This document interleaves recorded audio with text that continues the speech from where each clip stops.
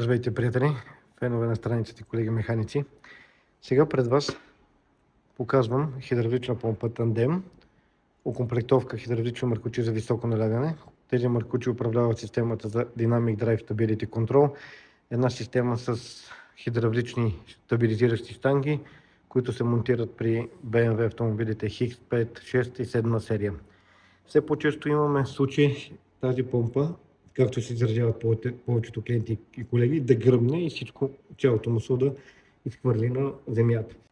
Какво се случва и какъв е основният проблем, който имаме в тази система?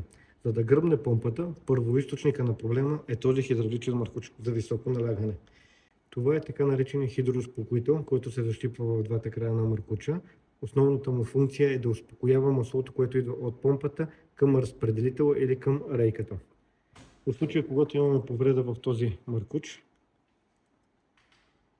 ясно се вижда как имаме тапа, затапено положение, помпата няма къде да препрати маслото и най-лесното положение на изход на маслото е през помпата.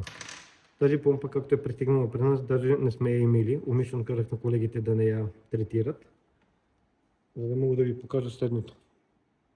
Вижте, това уплътнение не му е там мястото. Това уплътнение трябва да седи между двата корпуса. Тук в предната част на помпата имаме бутална група, тук отзад имаме лопаткова помпа. Едната помпа задейства управлението на волана, другата управлява стабилизиращите ви штанги. Какво се предприема в такъв случай? Тези маркучи, за съжаление, те са спряни от производство и клиента не може да си ги закупи нови.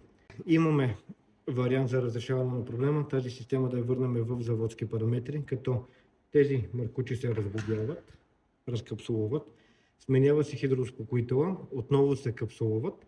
Самата помпа ще бъде разглобена на съставните и части, както обичам да казвам, като лего, след което ще бъдат третирани буталата, обработени, ако има нужда ще бъдат сменени, ремонтен комплект, водещи лагери. Тук ще се прегледа лопатковата част на помпата, за да ви е лек и волана. След като се направи абсолютно всичко по помпата, системата се събира и функционира отново в параметрите, които отговаря за правилната работа тази щанга. Тъй като първата помпа работи на доста по-високо налягане от тази, която е за волана, имаме работно налягане между 200-250 бара при различно натоварване.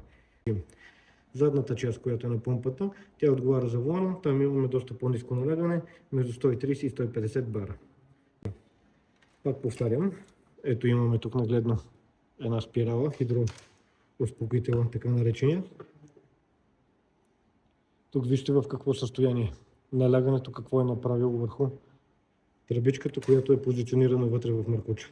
Тук толкова силно е било набутано в тръбата, че колегите едва се извадили без да я срежат. Тук също погледнете.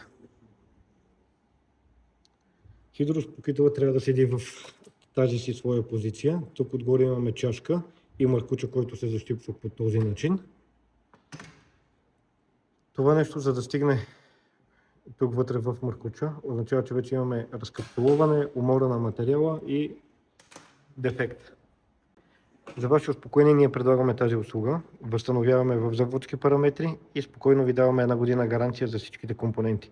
Ако видеото ви е било интересно и полезно, моля оставете вашия коментар.